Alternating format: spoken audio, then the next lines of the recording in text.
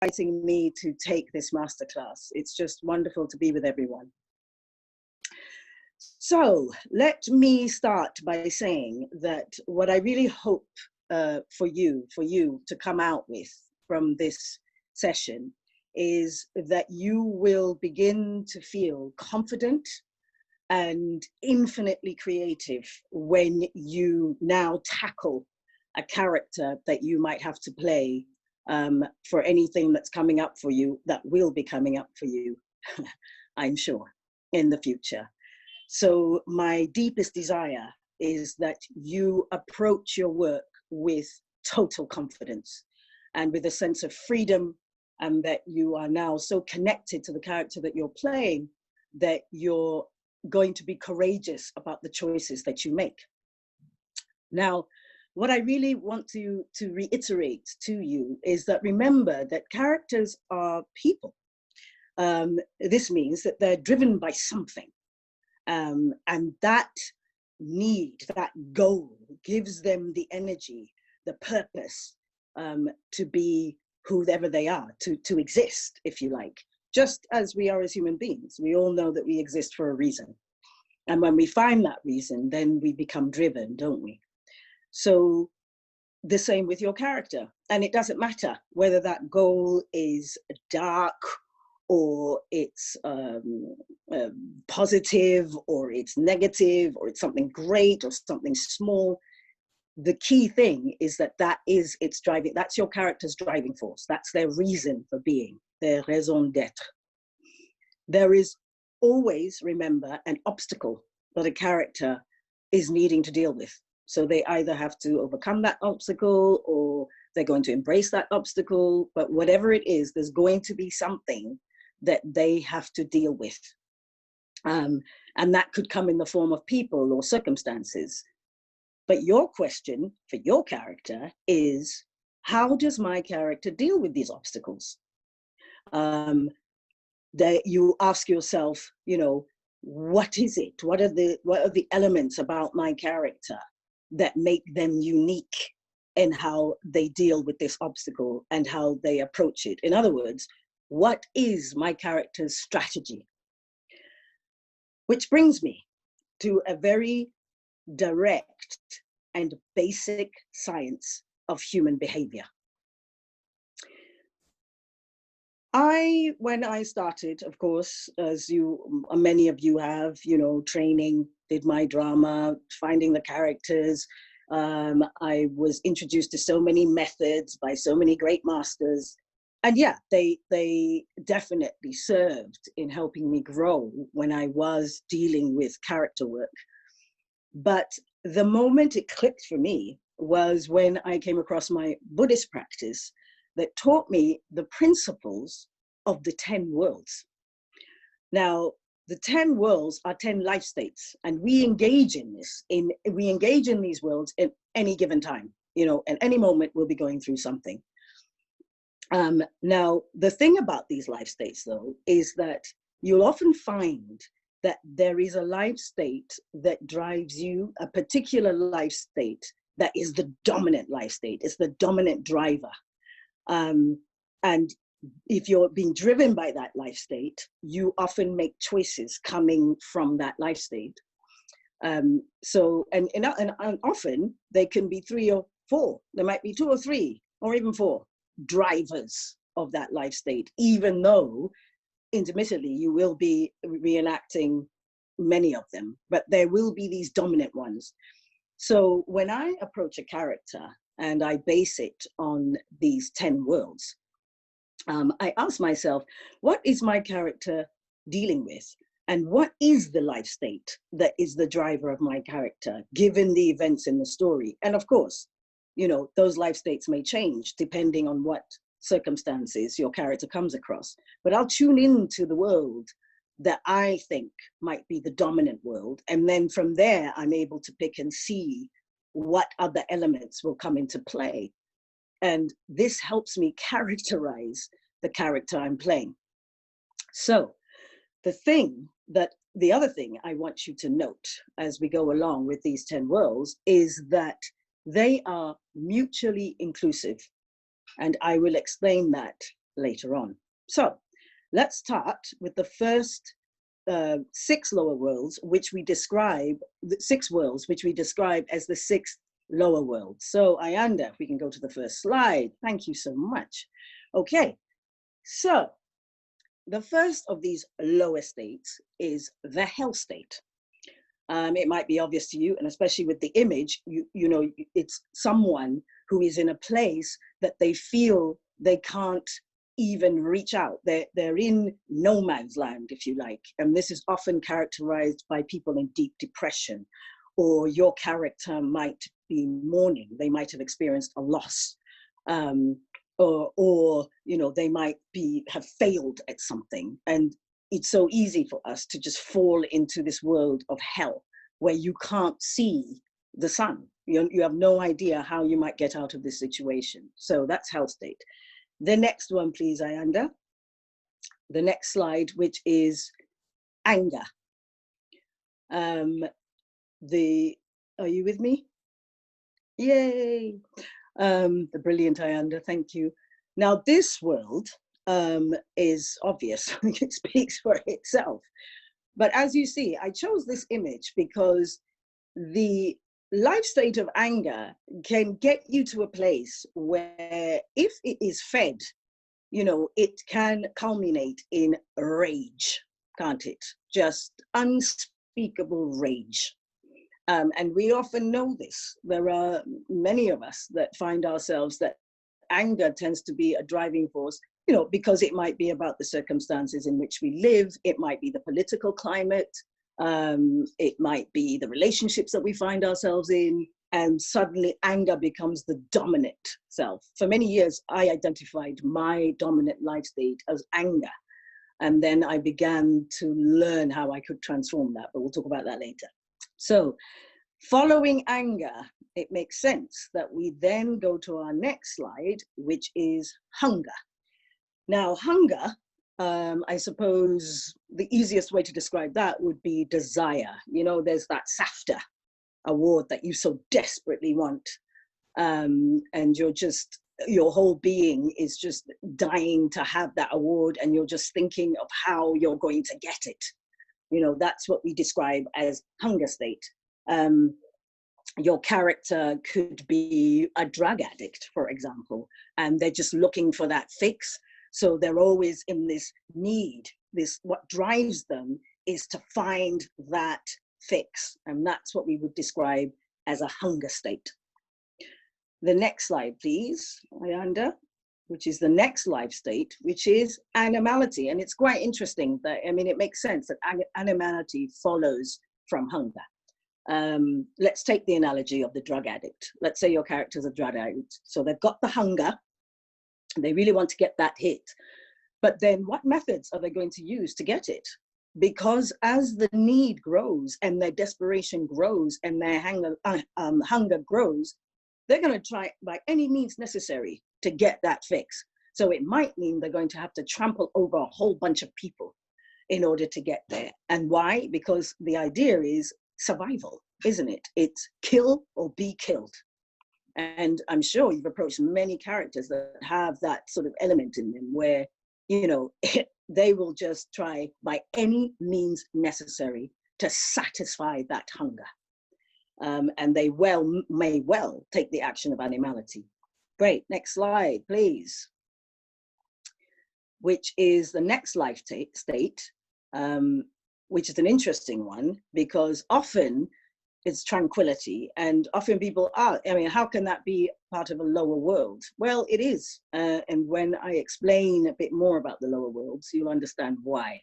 But tranquility is obvious as well. It's that time when you're on the beach in Durban, watching the sun go down, and you've got your beautiful big bottle of red wine or whatever is your poison.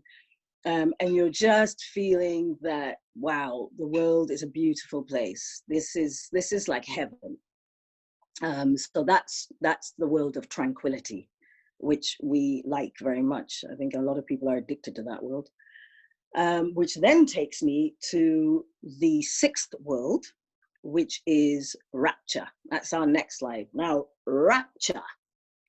Let's again take our character, the drug addict. So why do they have this desire, this hunger to get the fix? The fix they're looking for is to be in a state of rapture, because they want to be in that sort of euphoric state. Let's take characters like Romeo and Juliet, for example. So the passion that they found with each other, the love that they found with each other, they were just in this state of rapture. So in a sense, they were addicted to that state, because there's nothing sweeter, isn't it? You want that feeling of this total high where you feel nothing can hurt you, where there's complete euphoria. And that is the state of rapture, which, as I said, here you have two characters, Romeo and Juliet, a perfect example. Their relationship allowed them to bask in the world of rapture. Okay, Ayanda, you can come back to me now, because I would like to just share with you about these 6 worlds. Now, the thing about the lower 6 worlds is that they require no effort. You know, you don't have to work at, or you don't have to go for training or go to college or go to university to experience rapture. It just comes. It's not something that you have to build muscle to experience. It's just something that if you like, the lower 6 worlds tend to be reactive. So again, let's look at Romeo and Juliet. You have Romeo and Juliet. They were in a state of rapture with each other. They didn't have to think about that. They didn't have to go to school to be taught to be in a state of rapture. You have your drug addict who, when they have that fix, you know, they're in the hell state. They want to get out of that hell state. And the only way they feel they can get out of that hell state is to be in a state of rapture.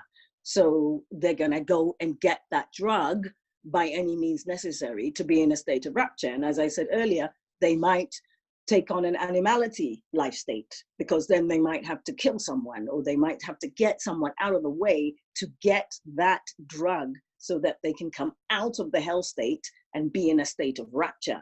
That doesn't take any effort in terms of having to use your mind, or, you know, having to go to a gym and train. You don't have to think of that to be disciplined, and I must wake up at 6 o'clock so that I can get fit, so that I'm strong for that role. It's just a reactive thing. It's totally basic instincts is what we're talking about when we're talking about the lower 6th worlds. So in another example that I wanted to give you of that is, let's say you've got a serial killer. Take someone like Dexter, you know that series Dexter, and he's interesting because I'm going to bring him up later as a character. But he's completely, there's an element of him that's totally in this lower world. And when he's in that lower world, he's lost all reason, isn't it? You don't need to reason. Great. We can go back to the slides now, because we're going to look at the 4 higher worlds. And the first of the 4 higher worlds is learning. And thanks to our lovely Spider-Man there, buried in a book, that's exactly what that is. It's the desire to study, to learn, to give yourself better tools, because, you know, we always hear that phrase, don't we, that knowledge is power. So you may want to get a better understanding of something. And that takes effort, because then you have to find the material, and then you have to study that material to get an understanding of it. So let's take a film like When They See Us, directed by Ava DuVernay, of these young Black men that were wrongly accused. And they, for the lawyers, in order to get these people off, in order to get justice, they had to study the events. They had to study the way that the police dealt with it. They had to do research. They had to go out and get evidence. So that is an example of learning. You know, they needed to develop an understanding, and so that takes a lot. what are you doing? You're engaging the higher elements of yourself, because you have to use your mind and you have to use reasoning. You can't just react like you would if you're being attacked by someone and you're just going to retaliate to defend yourself. You might whack them or bash them. That takes no thought. It's just an instinct. Whereas with learning, you have to work at it. Next slide, please, because the next high life state is realization, which also logical. If you're coming from the world of learning, the obvious thing is that you will come to some kind of realization. And I'd like to use again the film When They See Us with Ava DuVernay directing. That when they heard of the story, which was obviously based on fact, of these young men that were being, young black men that were being wrongly accused, the realization was that actually this story should be told. Because if this story is to be told, more and more people will begin to realize the injustice and realize the stupidity and futility of living in a world that is so divisive and despises people to the point where you want to literally disempower them by putting them behind bars. So the realization of those lawyers was that, oh, we can actually contribute to making change by telling this story. You could have the realization of your drug addict, whereby they might one day, for some reason, something triggers them and they realize that they need to change their lives for the better, because actually this terrible habit that they've been in, this addiction to rapture in order to escape their hell state, is not really serving them. It's not really pulling them out of hell state. In fact, they're drowning in it. And so they have a realization that maybe they can change that. And they may take action that may resemble learning in order to do so. Right, so let's go to the next slide, which is the life state of Bodhisattva. Now, this is basically the side of our character that wants to serve. For instance, the team of actor spaces. Why was this born? It's because they wanted to empower artists.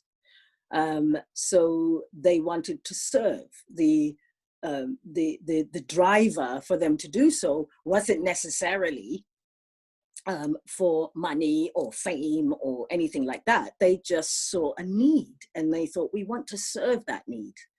The same with our lawyers in When They See Us. They said, no, it wasn't about them wanting to tell the story because they wanted to be famous, it's because they wanted justice. So they decided to be selfless about it and thought, we will tell that story no matter what. And I've got this picture of the fireman because exactly, he just wants to save people. It will even put himself or herself in danger in order to do so.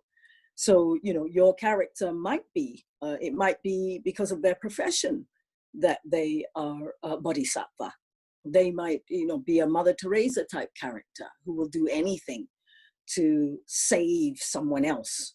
And it's a sort of a selfless act.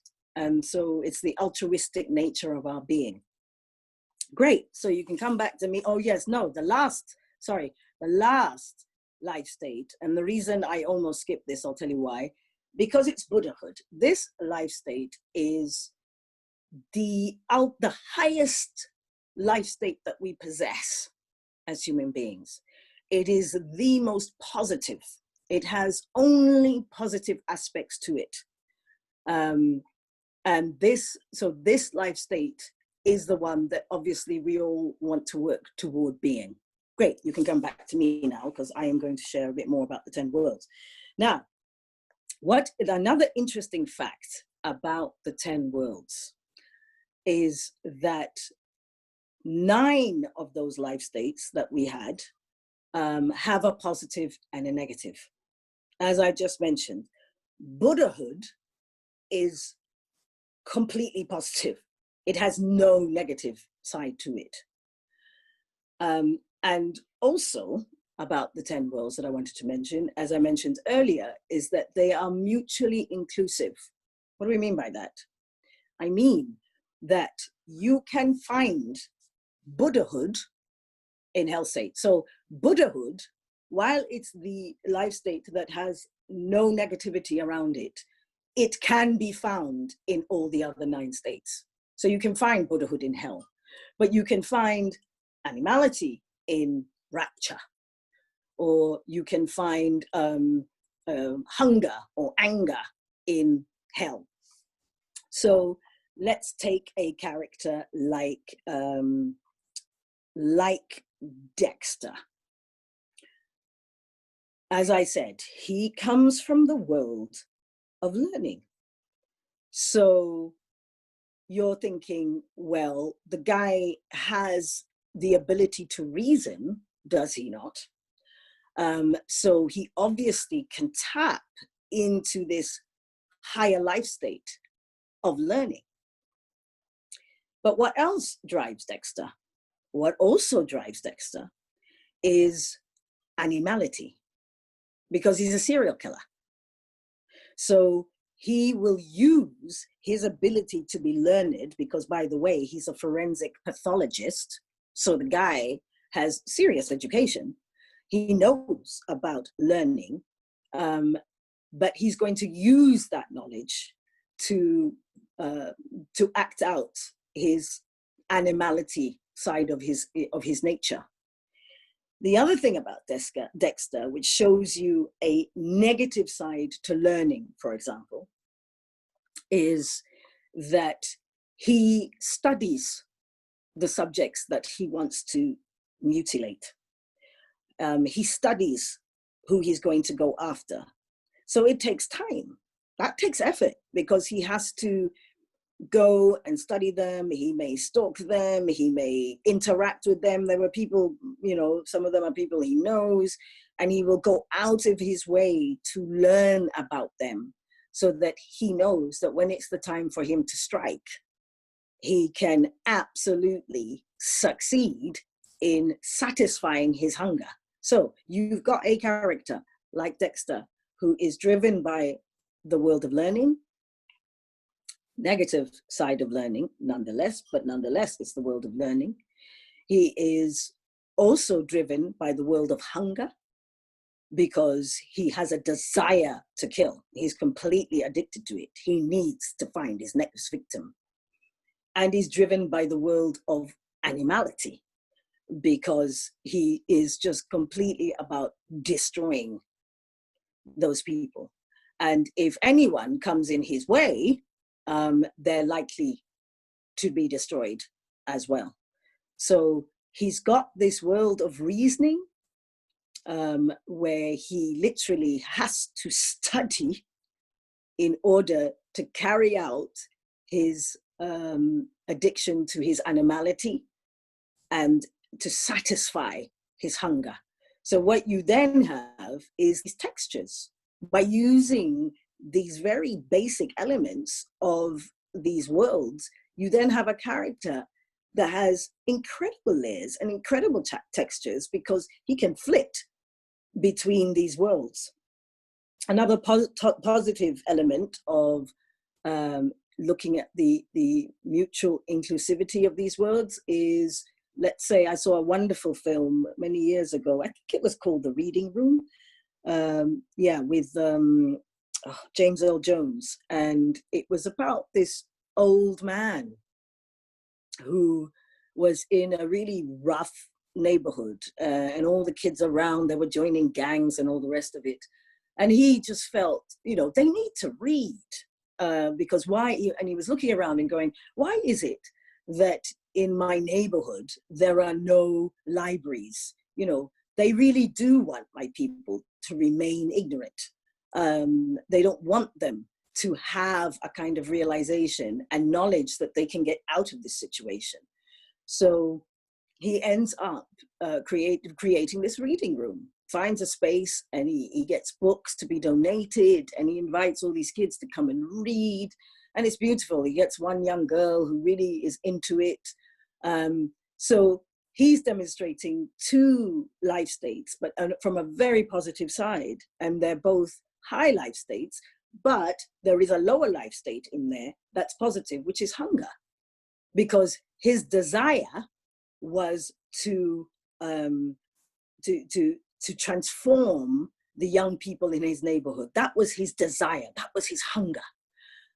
So through a process of learning, he realized that he was going to create this place and have a place where they could read, so that they could go through a process of realization. And then the bodhisattva in him, because he was an old guy, he wasn't going to get paid for this. It was purely a heartfelt thing. He just wanted to do it. So that bodhisattva, that altruistic element of him, the selflessness to do something positive for another, came into play. So here you then have another character who has all these different layers, and you can see that he's driven by hunger, the positive side of hunger. He's driven by a life state of learning in a positive way, and he's driven by a higher life state of bodhisattva in a positive way. I was thinking I was going to use another example. Yeah, let me give you one last example of this sort of mutual inclusivity of these worlds. There was a show I saw the other day called Fatal Affair with Omar Epps and Nia Long. Hadn't seen Nia Long for a million years. And she was gorgeous as ever.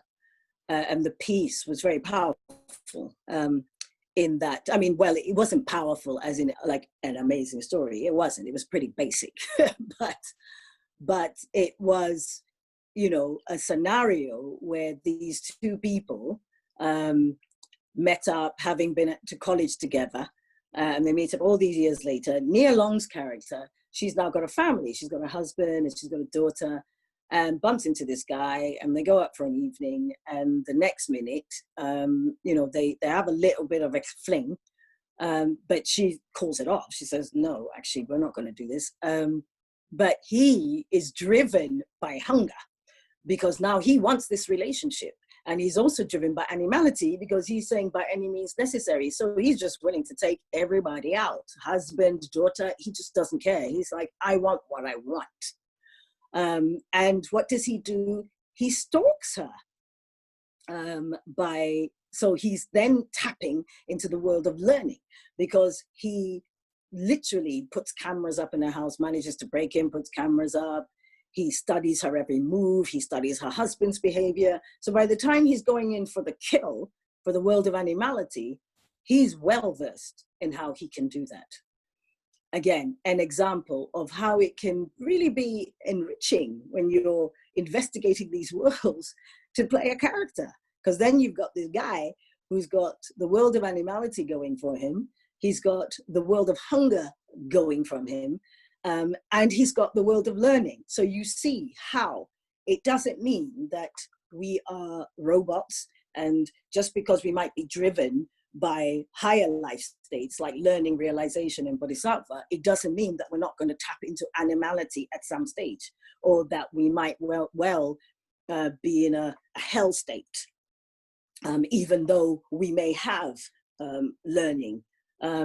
Actually, another great example of that is, let's go to our drug addict, since we've been journeying with her, is she started. Now, the reason I'm going to use this is to show you how a character, as the story of that character rolls along, how the life states can come into play, and how you can maybe start off by being driven by 2 or 3 life states, and suddenly a transformation happens, and your life state changes, and you then, the life state that drives you becomes different. Let's say our drug addict, we know that she was in hell state, which is why she then turned to drugs in order to reach a state of rapture. And then we also decided that she would probably be functioning in the world of animality, because she's going to try and get those drugs by any means necessary. So it could be a case of kill or be killed.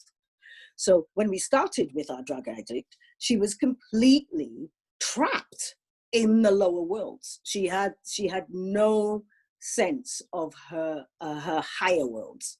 She was just functioning in the lower worlds, trapped by them. Then let's say she has a child, and because she's completely high, completely out of it at some stage, a fire breaks out, and the child is saved in the nick of time. And so she comes to what? Realization, because she realizes that because of her being drugged all the time and in this world of hell, she's neglecting the most important thing to her. The most important thing in her life is her child. And because of her completely zonked out state, this could kill the child. So she goes through a process of realization. Now her sort of driving life states have shifted. So she's now in the point of realization. Coming out into the point of realization, she might bump into someone who says, listen, I can help you out. What you need to do is go for rehab. So she then goes to the world of learning, because then she learns through rehab how she can overcome this hunger, this desire, this hell state, that she doesn't have to satisfy her hunger in a negative way. She can satisfy it in a positive way. And then this takes effort, because we all know that in rehabilitation, I think they take you through what they call 12 steps, 12-step thing. So she goes through the 12 steps. And I understand that in some of those cases, you're actually asked to write to people that you've hurt. So that takes a great deal of effort, because you might have to make phone calls, you might have to go and meet them for coffee. So what drives this woman completely changes. And she suddenly realizes that life has value, and that her life has value. So what we have is a progression of a character that was stuck in the lower worlds of hunger, animality, rapture, who then comes to a higher life state of realization, and then uses that life state of realization to come into the world of learning. And her bodhisattva in her for the sake of her child. And so then you have a development of a character who started somewhere and they became something else. But you use the principles of the 10 worlds to see how did the life state change? So there was a change in the driver.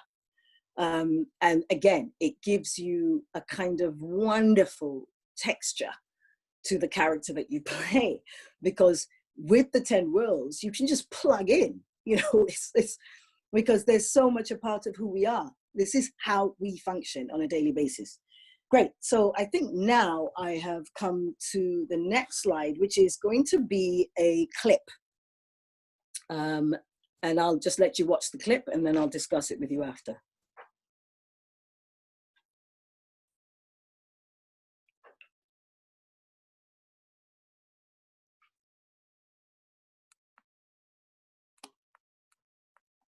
I want to hear it.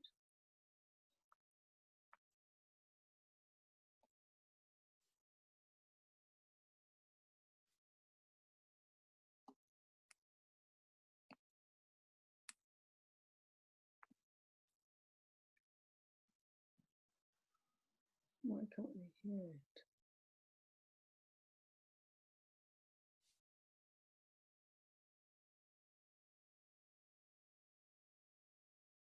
I hope they can hear it.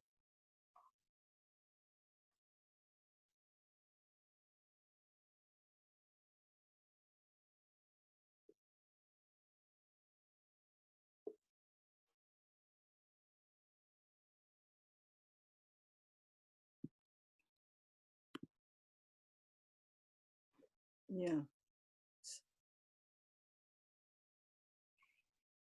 Here is your million. Good. Welcome to the family.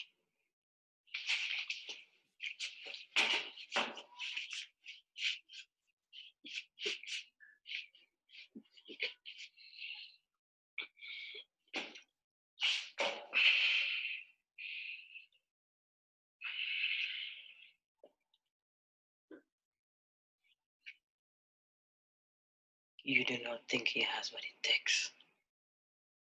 I bet you was the same. We have more time. We have to get him ready for tomorrow. Clinton had less time. He was seasoned. May I ask you a question, Mom? Yes. Why did the president stop using me? Every time you had a session with him, you would reveal a flaw. And then by the end of that session, you were able to cover it up. He was vulnerable.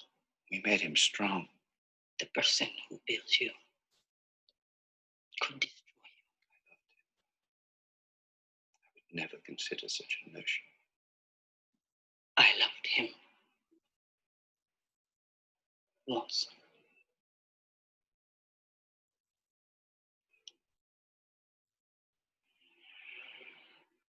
Go get Tigger for me. Less distraction. Yes.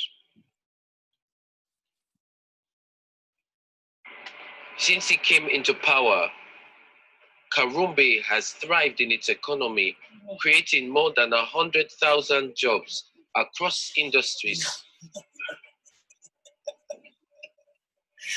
No. No. No, no, no, no, no, no, no, no, no, no.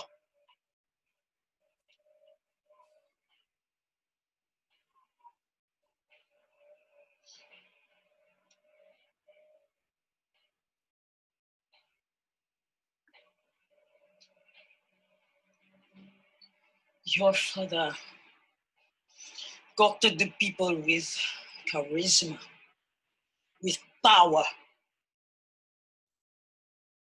Great, thank you, Ayanda. You can come back to me. So, that character was a woman called Joy Abeche, whose husband was a ruler of a land called Karumbi. Now, this woman totally functioned in the lower worlds. When I approached her, I could see that she was totally addicted to the lower worlds.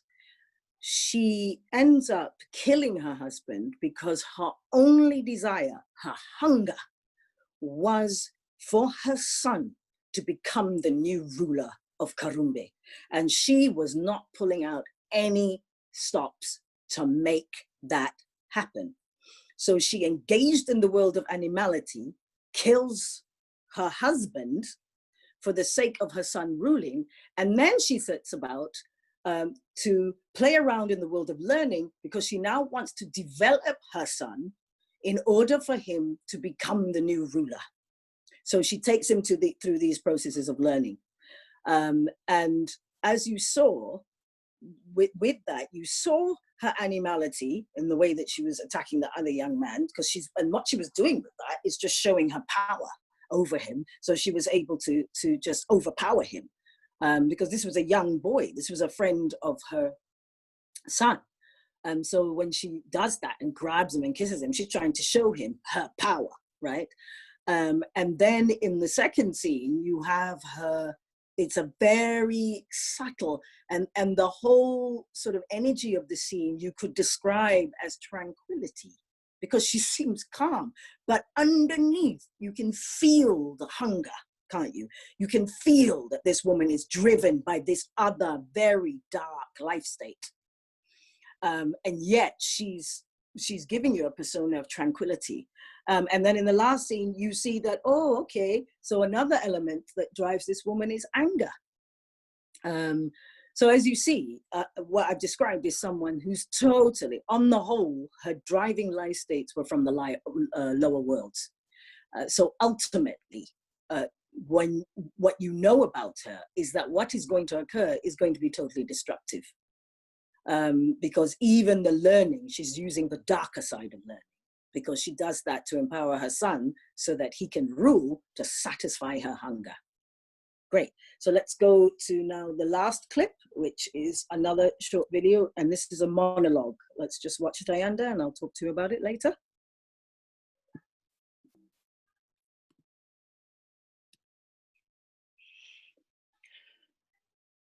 And then you think about when. And you realize how much worse it is when you know you're going to lose someone. That all those people who sit nights beside a bed or watch someone die from cancer, that their lot is worse, because if it is unthinkable to lose the person that you love, it is even worse to know that it's going to happen. And I know I don't get a second wish. Of course you don't get a second wish. Who in the world of children's stories, hundreds and hundreds of stories about wishes, who ever heard of someone who can get a second wish just because they don't like how the first one turned out? But anyway, I go. And I find her and I ask. I find the woman. She's standing with her sleeping bag, just like I first saw her in my garage. Woman, I say, I don't care who you are, if you're a projection or my fear or a person in a story I haven't written yet, but this is a nightmare. You brought me to a nightmare. This isn't a wish. If I am to be here, and I am to be here with Helen, then take away my muscle memory. Please. Kind spirit or angel, or let me forget. Let me forget what is to come later. Let me be with Helen. Let me be innocently with Helen on a beach. Take away everything I know if you need to. Everything I've ever learned, because all I can smell is dying flowers. Even when I move them all, the whole world smells of dying flowers, and this cardigan, the only thing I can ever put on in the morning. If it is to be with Helen, then let it be a free day. Free from all of this. Please. Whoever you are, if I have a wish, that is what I wish.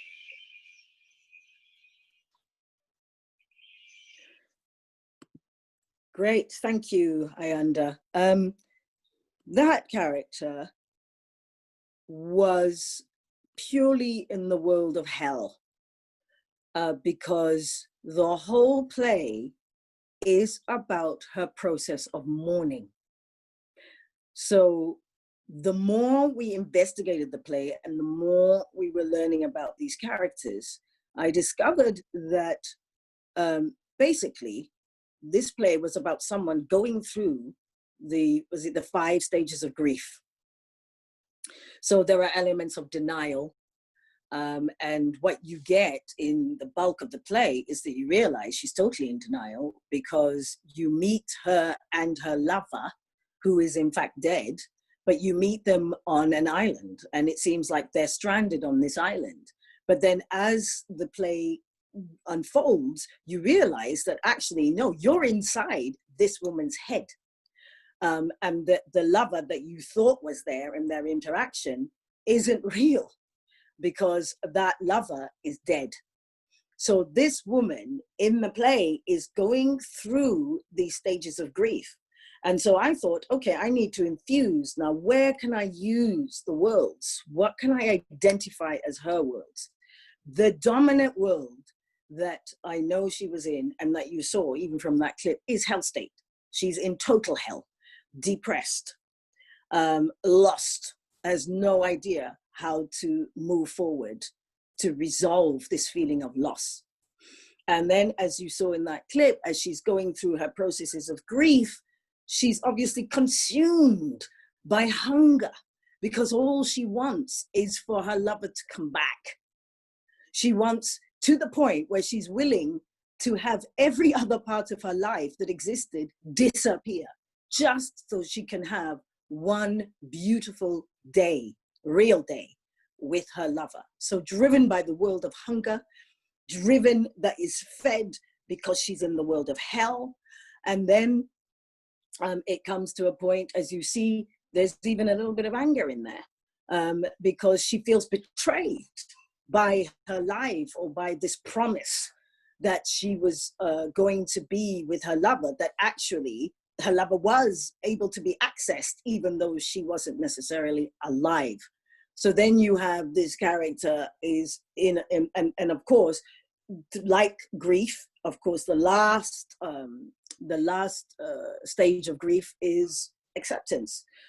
So in this case, it was a form of realization, but it was a realization of the character and the realization of the audience, because then you're realizing, oh, she's in mourning, she's experiencing death, while she's going, oh, I'm not on an island, this is my friggin' mind, and I'm trying to get peace from my grief. And her realization obviously will then lead to acceptance. But as you saw from that clip, she's in hell state. You know, we don't even know, I think even by the end of the play, we don't know if she will ever climb out of hell state. Great, so that really is my conclusion of this journey into the 10 worlds. And I really hope that it will serve you. And I just wanted to demonstrate to you, with all the knowledge that you might have, that you can go down back to basics, and you can use these elements of the 10 worlds to feed and give texture to the people that you're playing, because you're not reaching for something that is outside of you. It is totally a part of who you were and who you are. So you can at any moment, and by the way, you can use them with yourself. You know, like if you're beginning to work with a character, look at yourself and see how you react to certain situations. And then you can say to yourself, oh, right, at the moment, these are my dominant worlds. I'm in anger or rapture or what have you. And really tune into what that feels like, because the day that you then use it for your character, you'll have a real sense of what that feels like. Great, so thank you very much. And I think now we're ready to take some questions. Right, okay, I'm gonna have to put some glasses on here. Let's see, is it usually difficult to fit in a character that you don't relate to? Okay, yeah, no. Well, that again is where the 10 worlds comes into play. Because if you are playing a character you don't relate to, what you can do is engage in the world of learning and study the story of that character. So when you're looking at that character, you see what journey they're on. And if you watch that journey, you can absolutely discern what worlds might be driving those people. And then you hook onto that and you use that as your hook into the character. So yeah, absolutely. You can absolutely, you know, how difficult or easy it is for you to tap into the character that you're playing, even if you feel they're far removed from you, you have a tool that will definitely open that door. Because as I said at the beginning, these characters are human beings. So they have things that drive them, and they definitely engage in the 10 worlds in any given part of their story. Yeah? Okay, I'm gonna read the next one. Any exercises for getting into character you can recommend? Yeah, I think one of the things that is really useful, I find, and it's something I'm sure you know of, where you can sit facing a blank wall. and give yourself a memory. So give yourself a feeling, or choose a life state, for example. You can choose to be rapturous, or you can choose to be hell. And then use a memory of when you were feeling that low or that high. And you've got to then visualize that day, and to the point where you look at the clothes that you were wearing, you think of the smells, the colors, and then you tune into a person that might be feeding whatever emotional state you might be in, and you focus on that person, and then you start to decide what you might have said to that person if they were in front of you now that you didn't say that day. And that opens you up to tuning into an element of that character you're playing. Because what you're doing by that exercise, you're getting rid of anything in the head, and you're just tuning into the heart of that character. But I would do that exercise using the world.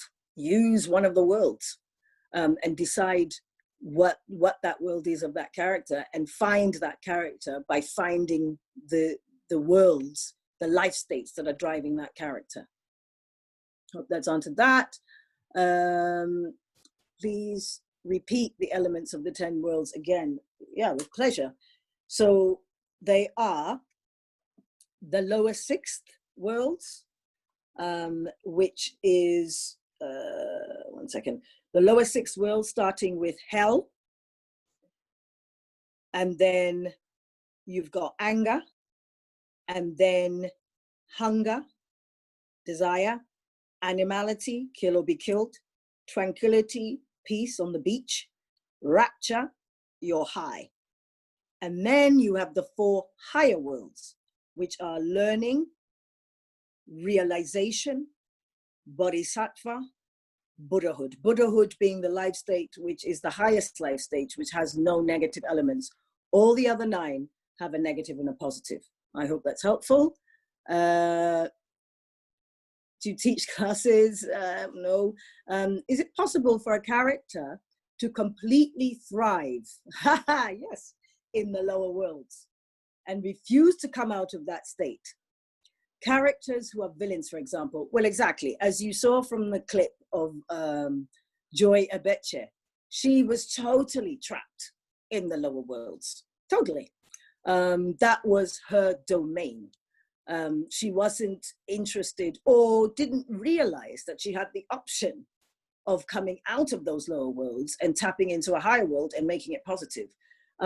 So absolutely.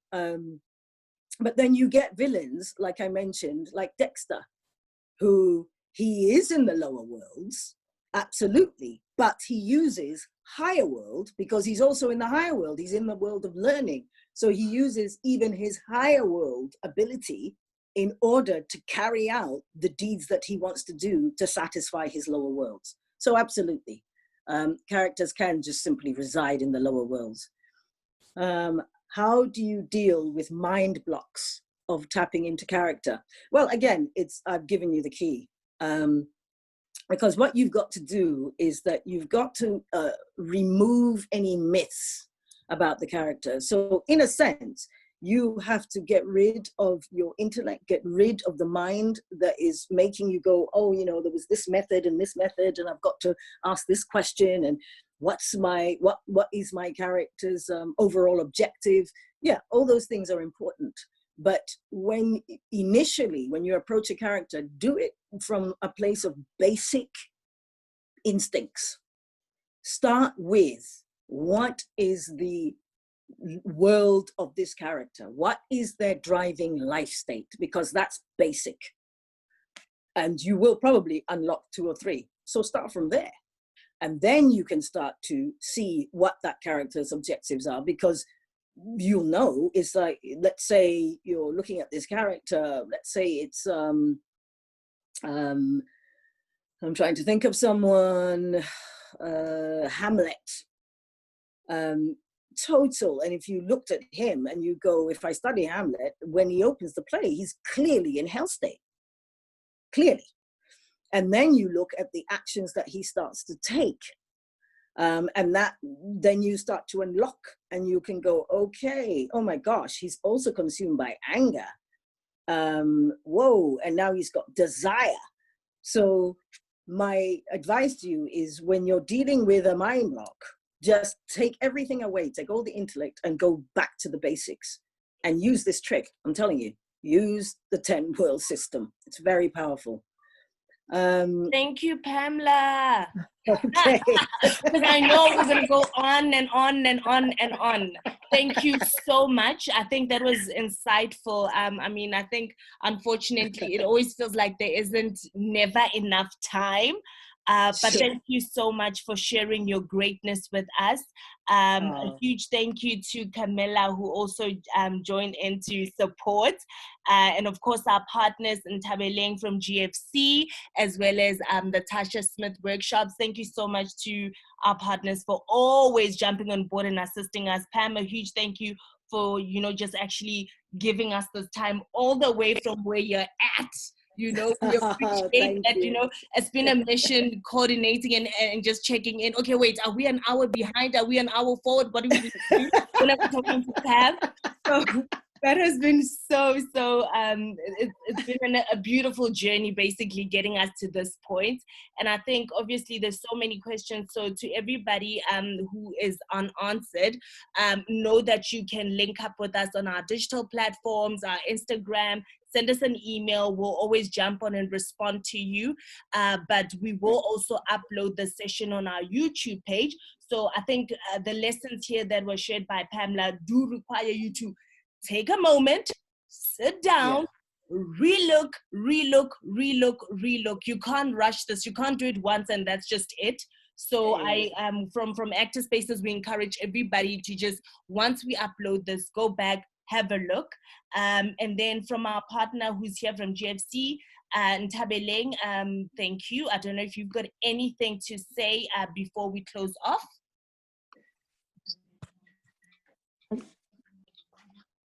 I think from my side, thank you so much to Pamela for making the time in your busy schedule to share with us the lesson today. But a bigger thank you to all the participants that are making it every day on the masterclasses to ensure that, the industry is skilled with professional people that are providing good skills in our storytelling, so that our storytelling can actually grow and we can have talent that is well recognized from South Africa, and would like to encourage that. So thank you so much for all the viewers and the participants, and a bigger thank you to you, Pamela Nomvete. Thank you so much. Thank you so much. Thank you all so much. It was wonderful. Awesome. So everybody, please keep safe. And then you guys know we've got our next lesson on Wednesday with Vincent Moloi. So we'll see all of you guys back on Zoom.